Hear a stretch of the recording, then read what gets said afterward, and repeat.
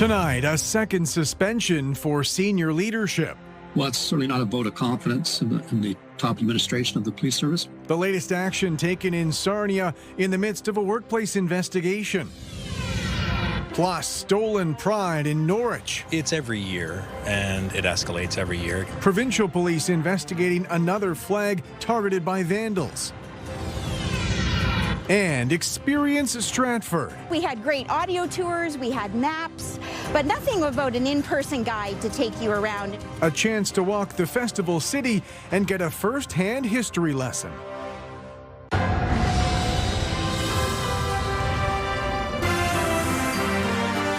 CTV News with Carlyle Fiset. Good evening. Thanks for joining us. We begin tonight in Sarnia, where another senior police officer has been suspended. It's the latest development after an investigation was launched last month into a harassment complaint against Sarnia's police chief. Now one of his deputies has been suspended from duties, along with an unnamed civilian member. For more, here's Brian Bicknell. Deputy Chief Ron Hansen is suspended from his duties along with a civilian member of Sarnia Police. The announcement by the Sarnia Police Service Board follows an investigation which began last month into a workplace harassment complaint against Chief Derek Davis, currently under suspension. That investigation is being conducted by a Toronto law firm. Well, it's certainly not a vote of confidence in the top administration of the police service or the board. Sarnia Mayor Mike Bradley saying the suspensions do not bode well for public confidence in the police service. Even though we're responsible to the taxpayers of this community for the police budgets and the spending. That's the real dysfunctional nature of this system. Ron Hansen was named deputy chief in 2024, hailing from Halton Regional Police.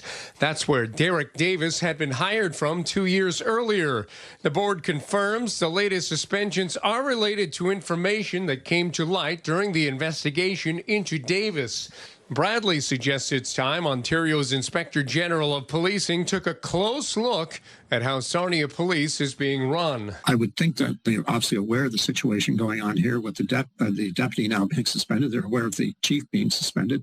And to me, they should be coming in and investigating the operation of the board itself, not just looking at the administrative side of things. In a statement to CTV News, the Inspectorate of Policing says the Inspector General has been actively monitoring the situation and is satisfied the police board has taken appropriate steps to ensure the allegations are being investigated while maintaining the stability of the service. The board points out suspensions are not findings of misconduct, and it's taking steps to ensure the integrity of the investigation. In the meantime, Interim Chief Mike Federico assumes the day-to-day leadership of the police service during the investigation. He takes over from Acting Chief Mike Van Sickle. Brian Bicknell, CTV News. Oxford OPP say they're investigating a stolen pride flag cut down at a Norwich elementary school this weekend. It's the second pride-related incident reported at the same school this month. And as Rita Ismail reports, it's becoming a regular occurrence in this particular community. A rainbow drawn in chalk now greets students outside Emily Stowe Public School in Norwich. It's beside the spot where a flagpole stood just days ago, until police say two suspects went on school property Saturday night, cut down the metal flagpole and stole a recently replaced pride flag.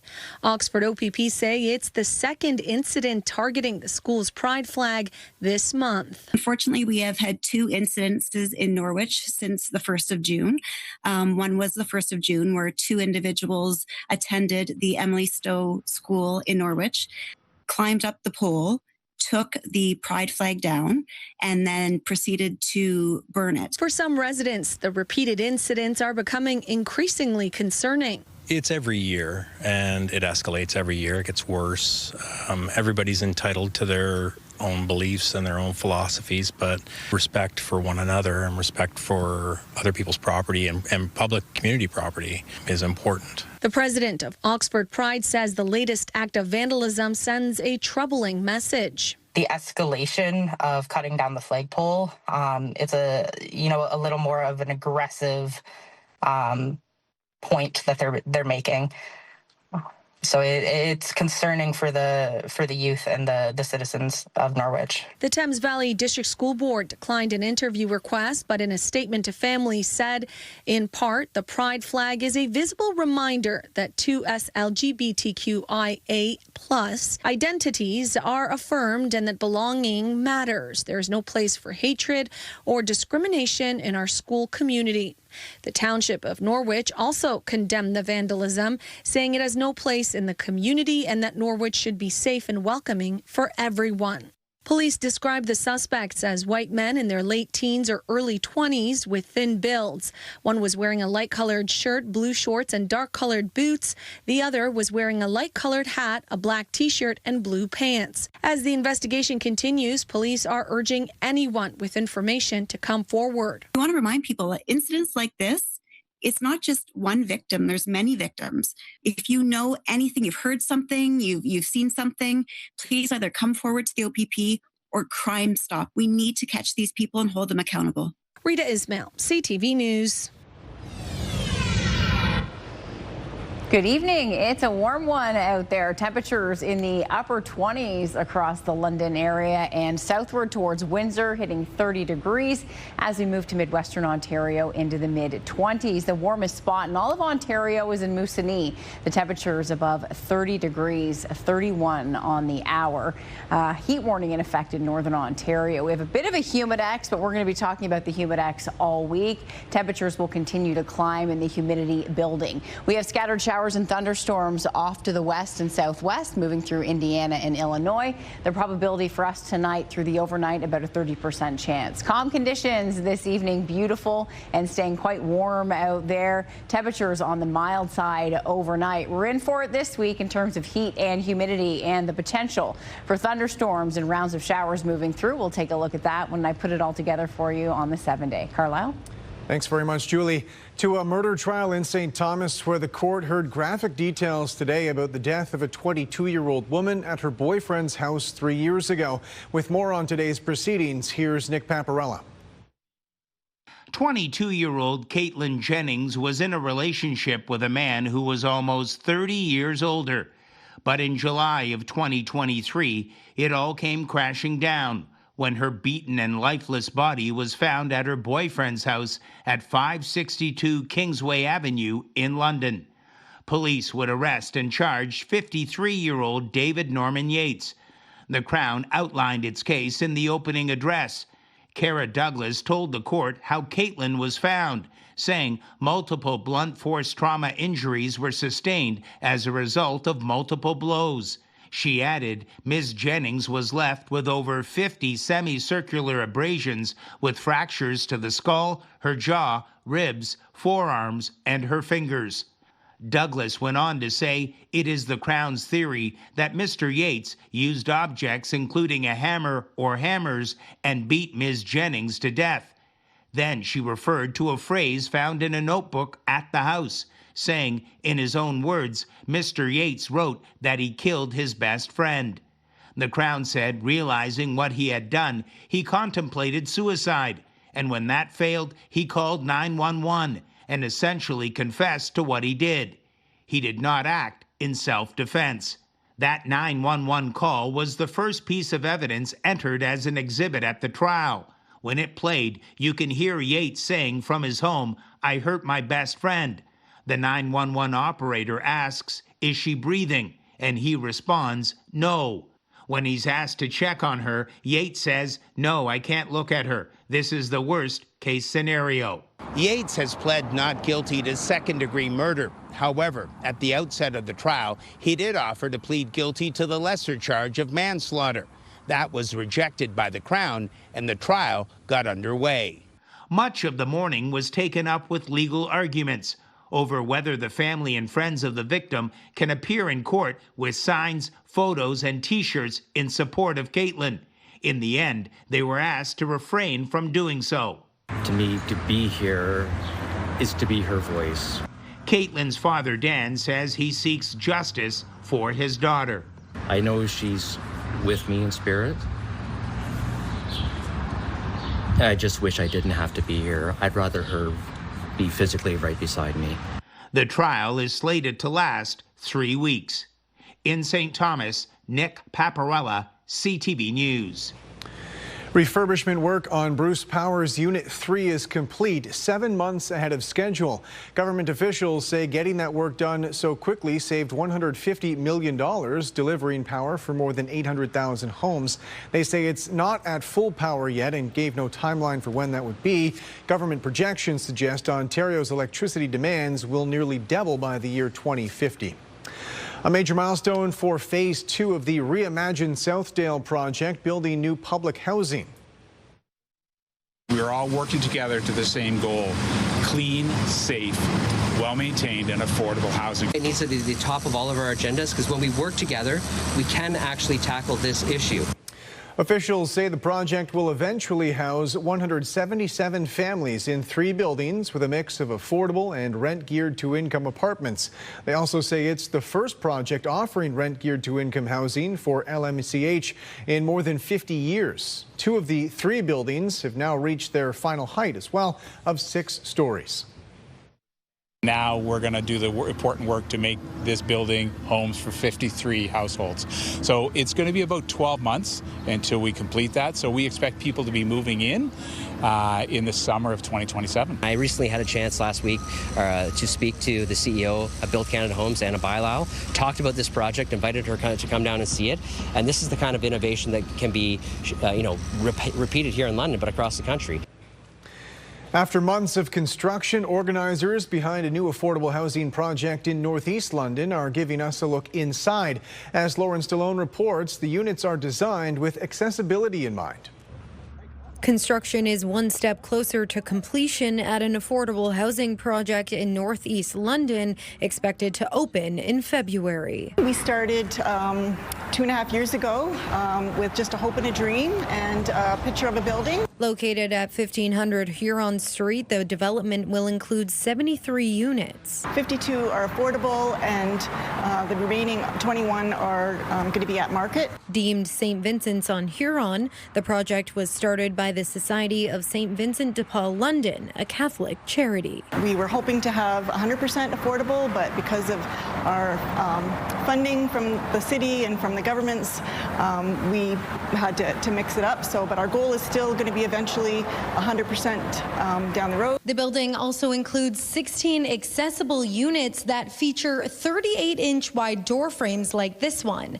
That's 6 inches wider than the standard size. All the switches are at the right level. The bathrooms in all the apartments are fully accessible, and you can get into them straight from the bedrooms or, from the hallway. Volunteers with the project say while this is a step in the right direction to address the homelessness crisis in our community, there is still much more to be done. We're going to continue, and we've raised already over $500,000 towards our second project, and we're looking for land. The application process to live in the building will begin in September. Lauren Stallone, CTV News. A Stratford woman has launched a new business offering guided tours of the festival city. With more on her inspiration and what she hopes visitors take away with them, here's Scott Miller. On this site here used to stand our old post office. Lori Leduc is offering visitors to Stratford something different this summer. I offer a guided walking tour of downtown Stratford, pointing out some of our local buildings, our unique architecture, and also telling stories about the people, places, and events that shaped the past. Leduc has spent much of her life in Stratford and area, but after recently spending 18 months in the United Kingdom, she returned to the area with an idea that the tourist-heavy region might be missing something. There was a bit of a gap. We had great audio tours, we had maps, but nothing about an in-person guide to take you around. And when I travel, that's what I like to do, so I decided to embark on that. History is right up Leduc's alley with her Master of Arts degree in Public History. Stratford Festival's epic history in the city is obviously front and center in her tours, as is its most famous native son, Justin Bieber. But Leduc does focus on many different parts of Stratford's past that tourists and locals alike might be unaware of. I point out an interesting tree that we have growing in front of the Perth Meath County Courthouse. It's a royal oak tree given to us by King George VI back in 1937. So coming up to be 90 years of age soon. So a neat little connection to the king and the royal family. I started a women's history tour. That's something new this summer. So I'm always trying to find new topics and new interesting information. Leduc's Stratford Walking Tours also has a nighttime ghost walking tour along with a river tour. Something for everyone, whether longtime resident or first-time visitor to the festival city, which sees upwards of 600,000 tourists each and every year. In the summertime, during the height of the festival, I get the tourists who are visiting Stratford, but I get the locals as well. They come out, maybe want to entertain some family and friends, will bring out their guests, but also I do ghost tours, and those are very popular with the locals. In Stratford, Scott Miller, CTV News. When we come back, Canada's next Governor General sworn in, the former Supreme Court Justice, now representing the King. Plus the pitch from Pierre Poilievre to keep Alberta part of Canada.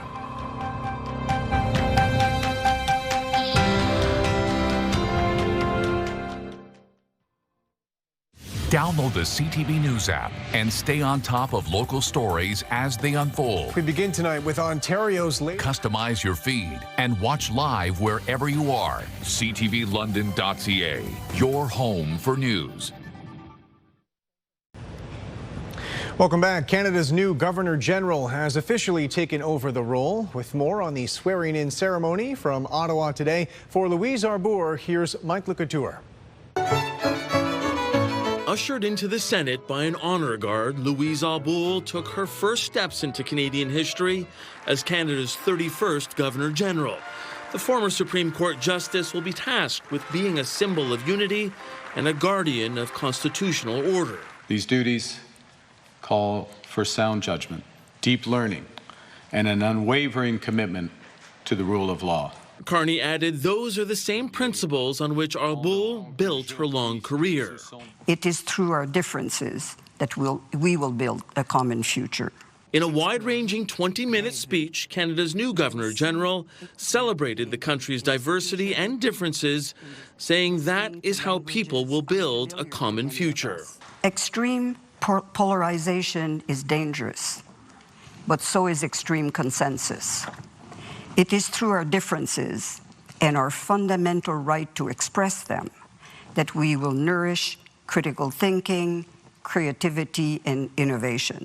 A message that resonated with other dignitaries who attended the ceremony. She stands for human rights, she stands for justice, she stands for equality, and she laid that all out. While taking over from Canada's first Indigenous Governor General, Mary Simon, Arbour underlined the importance of reconciliation. I'm looking forward to working with her in her new capacity, but I know that we are in good stead. While her message was one of unity and a call to lead on the global stage, Arbour also injected a hint of patriotic humor. We don't think we are perfect, but we believe we're pretty well on the way there. Arbour also noted the progress made by the armed forces, without mentioning her damning 2022 report on sexual misconduct in the military.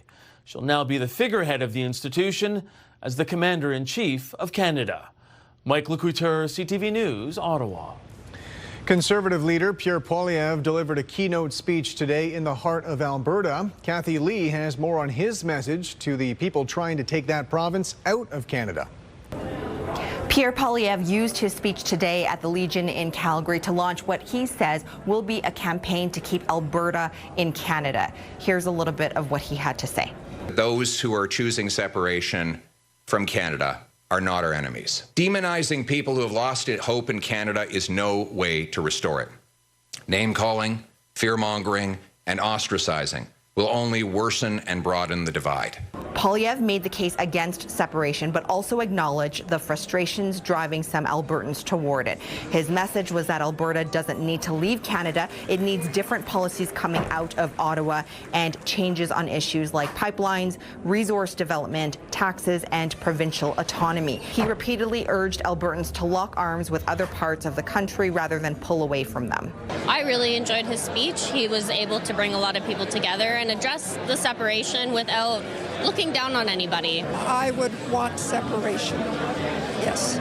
So did this convince you at all? No, not at all, because I don't think it's fixable by the Liberals. Oh, it's very good. It talked about a united, strong Canada, and Alberta within a united, strong Canada. On October 19th, Albertans will either vote to remain in Canada or start the legal process towards a future binding referendum on separation. Kathy Lee, CTV News, Calgary. On the desk with Julie now, starting off with a pretty summer-like day. Here it's feeling hot, and the humidity has arrived as well, it feels like. Yeah, temperatures climbing. The humidity, really, you'll notice it tomorrow in comparison today. So today it feels a few degrees warmer. It was quite pleasant and a nice breeze this morning. By the afternoon, temperatures heating up close to 29 degrees at the London airport. So temperatures are above what's typical for this time of year. We've settled into a summer-like pattern. The winds on the hour out of the east to southeast, and the temperature is staying on the warm side through the evening. Across the country, a bit cooler on the west coast, and as we edge towards northern Ontario, I mentioned that heat warning that's in effect. As we head out east tonight, there's frost warnings in Newfoundland. There's also a bit of heavy rainfall across parts of the northern prairies, and as you can see, a rainfall warning is in effect. Southern Ontario, it's quiet. There is an area of low pressure that will start to approach as we head into tomorrow, and a warm front that's going to lift northward. With that warm front comes some warm air, high moisture content to this air, so there's the potential for some heavy rainfall as we head through the day tomorrow. Tonight, calm conditions, probability of showers and thunderstorms overnight just 30%, and we'll be ramping that number up heading into tomorrow. Mild, 17 degrees in London tonight if you're near the shoreline of Lake Erie, 18, and temperatures across most of the region into the mid to upper teens. So as we take a look at our forecast model tonight, we do have some showers around. Now the area has been extremely dry, and fire danger is high, of course, with so many dry days back to back. Now we did pick up a bit of rainfall over the weekend, but not enough in terms of hoping for a bit more rain this week. Now the thing with this system coming in is it's not widespread rainfall. As you can see, showers will be hit and miss across the area. So many of you I know have soccer games and baseball games at night and practices. So it's going to be one of those wait and see kind of days, because as you can see, the showers will be in and around the area and lots of instability. So peaks of sunshine expected through the day. There'll be more cloud cover around, and then there'll be showers and thunderstorms bubbling up. If we get under one of these thunderstorms, potential for about 10 to 20 millimeters. So that's some good news. We could use a little bit of rainfall for sure. It's almost, the grass is getting even crunchy out there, and I know some farmers are starting to look for some rainfall. So especially as we head into the coming days with that heat in place, temperatures are expected to be well above normal through the week. So for tomorrow afternoon, 29 degrees, winds out of the south through the day. As we head through the afternoon, probability of showers and thunderstorms will climb by Tuesday night. We'll hold at 29 on Wednesday. Now, that 29 will feel like the upper 30s. Then as we head into Thursday, we have a 40% chance of showers. A cold front will come across, and that will lead to cooler conditions over the weekend. Now, you can see those probabilities are on the lower end. This is not widespread rainfall, but this will be that kind of weather when you get into hot and humid air mass. We see those showers bubbling up. Mix of sun and clouds Saturday and Sunday, a nice looking weekend. Comfort levels will improve drastically in terms of this week. Midwestern Ontario, 28 degrees tomorrow. We'll have some showers scattered in nature. And then as we head into Tuesday evening, the chance of rainfall. This is associated with the warm front that's rolling in an area of low pressure. Wednesday, mainly cloudy and 27. A few showers around Thursday and Friday. Again, hit and miss showers. This is not widespread. So I know people make so many plans this time of year. So don't worry. At this point, nothing looks like a wash at all. Mix of sun and cloud into Sunday, mainly cloudy at 25, but comfort levels and humidity will be dropping for the weekend. So get ready for the sticky stuff, Carlyle. We're into it this week. The heat and humidity return with the chance of showers and thunderstorms as we move through the next few days. All right, Julie, thanks very much. Still ahead, giving Canada's airlines a lift. The new loan program meant to help them deal with high fuel prices.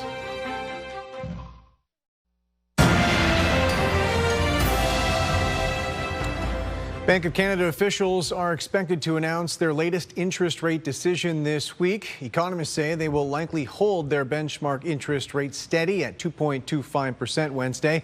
That would mark a fifth consecutive hold. Governing council members say they're closely monitoring the war between the U.S., Israel, and Iran. And this update also comes as Canada's economy enters a technical recession for the first time since 2010. The federal government has announced a program to support airlines dealing with high fuel prices.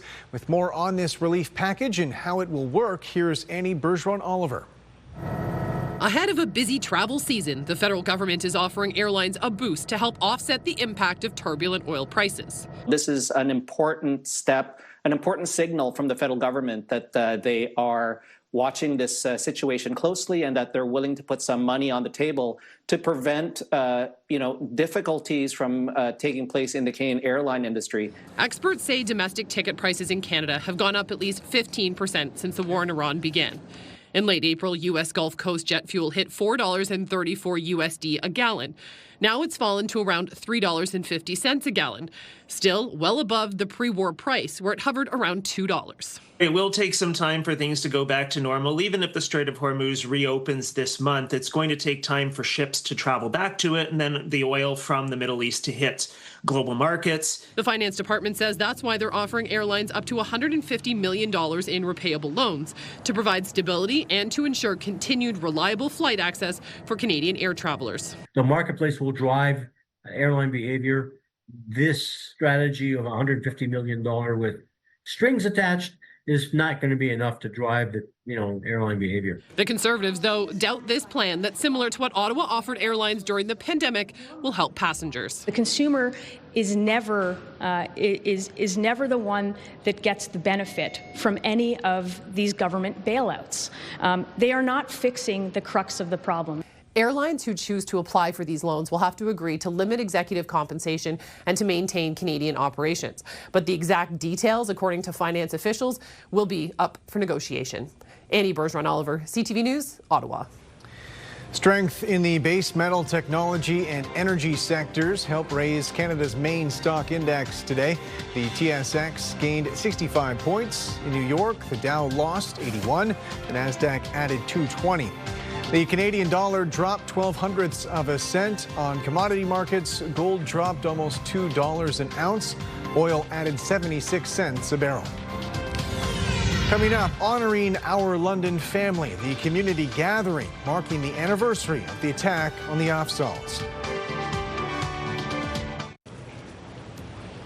Welcome back. Hundreds of Londoners gathered in the city's northwest this weekend, marking the 5th anniversary of the attack on the Ingersoll family. 4 members were killed in what was deemed by the courts an act of terrorism.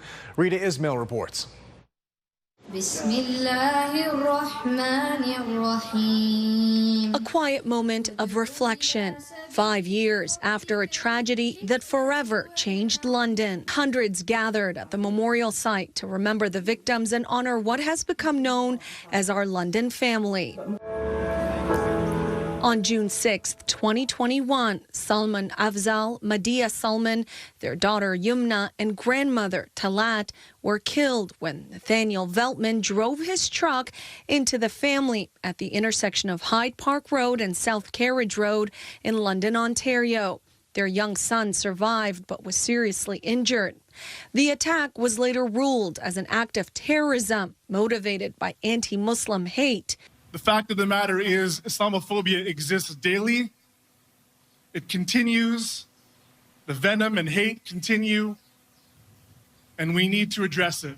Organizers say the anniversary is not only about remembering those who were lost, but ensuring the lessons from that day are never forgotten. That we stand together, united across faith, across race, across ethnicities, to say that Islamophobia and anti-Muslim bigotry stops here. In the years since the attack, community groups, educators, and local leaders have worked to confront Islamophobia and strengthen relationships across cultures and faiths. We developed a whole action plan to combat Islamophobia, and we've worked through a good portion of that plan, recognizing significant anniversaries like this, the 5th year anniversary. The calls that were made to all politicians from the community, many of them have been met and been responded to. Does that absorb us of hate in our community, in our society? I would say no. I think some of the work that we will continue to hope to see is more of grassroots work that is done amongst families at the dinner table. You know, the community came together and they advocated very strongly in the wake of the horrible terrorist tragedy that happened to the Afzaal family. And we saw many political leaders come and commit to change, but unfortunately we have not seen legislative change. The anniversary serves as a reminder of the ongoing work needed to address hate and build safer communities. There is still work to be done, especially when, for example, you have in Quebec bills like Bill 9 and Bill 21 that prevent people from praying publicly. And even though it's a clear violation of human rights. As flowers, prayers, and messages of remembrance continue to fill the memorial site, many here say the family may be gone, but they will never be forgotten. Rita Ismail, CTV News, London. Provincial police say they're looking for a suspect involved in a crash in Ingersoll yesterday. That crash happened at the end of a police chase where one suspect was apprehended while another got away. With more from Oxford County, here's Brent Lale. All of a sudden, we heard this big bang. That's when Ingersoll resident Dylan Kronmeyer saw a vehicle had slammed into his neighbor's van. We jumped up. We got our security cameras, actually caught some footage of somebody, running away from the scene. That somebody was a woman fleeing the scene of the crash. She would be arrested just a few meters away. We live on a dead-end street, so I think she got to the end of the dead-end street and kind of hit. She had nowhere to go. And while she was apprehended, the driver of the vehicle is still at large. Police say it was just before 8 a.m. Sunday morning when they responded to a collision on the 401 near Folden's Line. One of the vehicles involved fled the scene, and that vehicle was later located in the town of Ingersoll after it collided with a residence in the area of Charles Street. An occupant from that involved vehicle fled from the area on foot and remains outstanding. That individual is described as a male black, thin build, wearing a white t-shirt and dark jogging pants. This individual is not wearing any shoes. Those white high tops are in the backyard of neighbor Ben Cook. He was out walking his dog a few meters away when the crash happened. The guy ran one way, went next door running through my backyard, lost his shoes in the meantime, and his girl or girlfriend went running down the other street, and she ended up getting caught across the tracks, but he's still at large. OPP spent the day looking through the community with a helicopter circling for hours. They used a drone, and officers from the emergency response team were walking in the area. Neighbors describe it as a crazy morning. Probably be the talk of the month. Yeah. Definitely, yeah. Brent Lale, CTV News. London police say an elderly woman was sent to hospital with life-threatening injuries hit by a driver downtown over the weekend. They say it happened Saturday morning near Queens Avenue in Richmond. Police say the woman was riding an electric scooter, which was visible lying on its side. They also say the driver who hit the woman remained on the scene. There's been no word on whether any charges will be laid in this case. National Blood Donor Week is underway. Officials with Canadian Blood Services are asking anyone who is eligible to give blood or plasma this summer. Canada Post is also launching a commemorative blood donation stamp this week. Engineering firm Stantec has also pledged a $1 donation for each blood and plasma donation across the country for the month of June. Appointments can be booked at blood.ca. New research out of the U.S. suggests stress and late-night eating may be a bad combination for your gut. Researchers found people who consumed more than 25% of their daily calories after 9 p.m. while under stress were up to 2.5 times more likely to experience constipation or diarrhea. The study analyzed health data from more than 15,000 participants. Researchers caution the findings don't prove cause and effect, as peer review is still to come. However, experts say the results are noteworthy because stress and late-night eating often go hand in hand. A busy summer is ramping up in Toronto, and the FIFA World Cup is only part of that. There are several major events happening all at once, prompting local officials to prepare for a surge in visitors. Mike Walker reports. World Cup fever has taken over Toronto as international fans are starting to arrive, including this group from Panama. What are you excited about? See the old people play in peace. 6 matches are being held at Toronto Stadium between June 12th and July 2nd, with the city projecting more than 300,000 visitors, including Nathan Richardson from England. 20 years ago, I went to the World Cup in Germany with some friends, and I had such a great time. As a surprise, my family said, for my 60th birthday, let's go to Toronto. He will be arriving with his family later this month and has tickets for FanFest. The trip, he says, costing $10,000. It's just great fun. I mean, I like getting to know people from other countries, explore the city. We're going to do a day out to Niagara Falls. The busy summer tourism season just kicking off with a number of events and festivals this month coinciding with the World Cup, including Pride that draws 3 million people, as well as concerts, the art festival Luminato, and more than a dozen home games remaining for the Blue Jays this month. We're modeling currently that more than 50% of the ticket holders for each match in Toronto will be international visitors.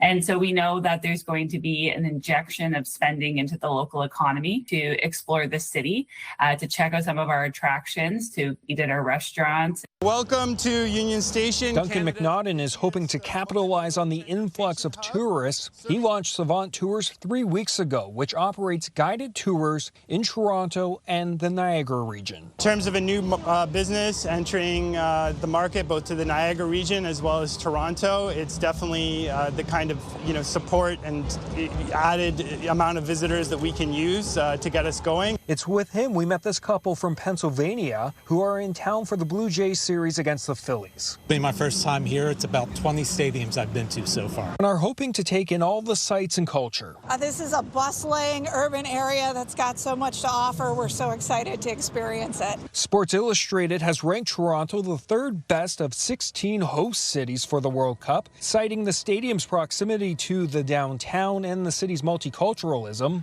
With worldwide attention, Destination Toronto sees this as a generational opportunity to bolster tourism for the long run. Mike Walker, CTV News. Tomorrow on CTV News, an update on the city's massive sewer project connecting downtown to the Greenway wastewater treatment plant. That's tomorrow on CTV News at 6.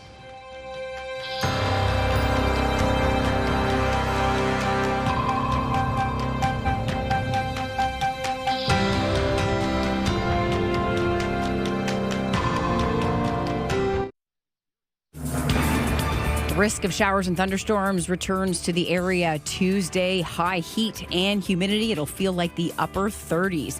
Mainly cloudy, hot and humid Wednesday through Thursday, with a chance for showers as we head into the weekend. Crews are carrying out a search and rescue operation in the Philippines following a deadly 7.8 magnitude earthquake.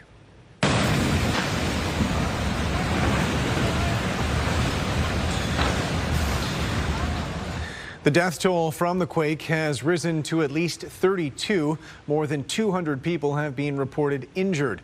The country's president has ordered an immediate disaster response for the hardest hit island. There have also been more than 200 aftershocks, the most powerful itself measuring at a 6.7 magnitude. Canada's opening match at the World Cup is just days away in Toronto, where the players have now arrived preparing for their first opponents. With more on the welcome they received upon landing, here's John Woodward. Canada! Canada! Die-hard Canadian soccer fans gathered to greet the men's national team as it arrived at Billy Bishop International Airport. We believe in you. Let's go! And soon their plane came into view, touching down late Sunday afternoon. Players wearing matching suits stepped out to a view of Toronto, now a FIFA host city, soon to play a World Cup game on home turf for the first time in Canadian history. This is something special. Like, everyone has been looking forward to this competition for a long time, and yeah, to come here and knowing in the back of our mind we're preparing and about to play, one of the biggest the biggest tournament in country football. Yeah, we're excited, we're happy, and we're definitely motivated. Captain Alphonso Davies recovering from a hamstring injury, not the only injured player.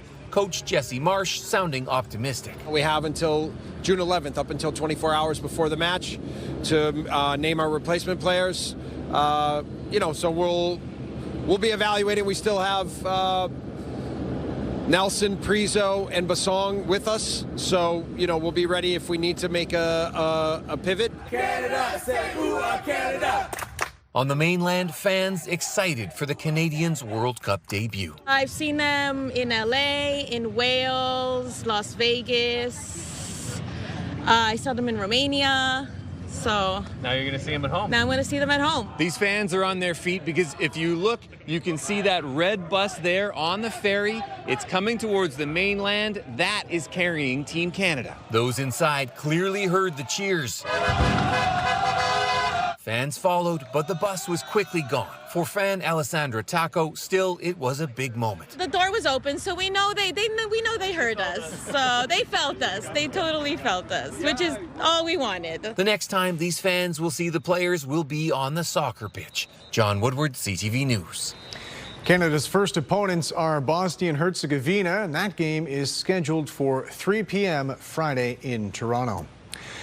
Premier Doug Ford is in Washington this week, meeting with top U.S. politicians and business leaders. According to staff in the Premier's office, the meetings are about making a case against tariffs and U.S. protectionism. They're also happening ahead of formal negotiations over the North American trade agreement. Federal government officials have indicated they want the current deal renewed for a 16-year period. Members of the public got their first glimpse of a massive restoration project underway on Parliament Hill. Multi-billion-dollar upgrades are in the works for Centre Block and a new Welcome Centre. Natalie Van Roy reports. A look at the massive hole being dug on Parliament Hill, usually hidden away from the public as major construction continues on the Centre Block and a new Parliament Welcome Centre. Certainly the largest and most complex heritage rehabilitation of its kind in Canada and actually maybe even in the world. The project kicked off in 2018 and is currently scheduled to be completed in a few years, with a price tag ranging between $4.5 to $5 billion. I have a theater. On Sunday, the public getting a peek behind the curtain as the project is usually blocked by steel scaffolding. I actually traveled here from Toronto to see Doors Open Ottawa. I've seen it in non-construction times. The first time seeing it actually, what it looks like with the construction on. It's a complex site with a focus on restoration, modernization, and maintaining tradition, piquing people's interest. The history, the architectural decisions, how they're modernizing it for, the new century compared to when it was built. Parliament's restoration reaches up to 2 stories underground. Experts on site to describe the methods used during the work. The most fascinating was also seeing how they're using some of the old technologies for this. So we saw the tools that they're carving with. Work continues every day. Between 800 and 900 workers on site every day. So construction is going as anticipated with many challenges here and there because it is a complex task. And those getting a peek, taking pictures and making memories. Natalie Van Roy, CTV News. London's top stories. We have breaking news tonight out of Ottawa. The latest on the breaking news alerts. I'm tracking an area of severe weather. It'll start. And watch live. A developing story now from City Hall where. Download the CTV News app. Welcome back. Forest City London Music Week is underway, featuring several free events.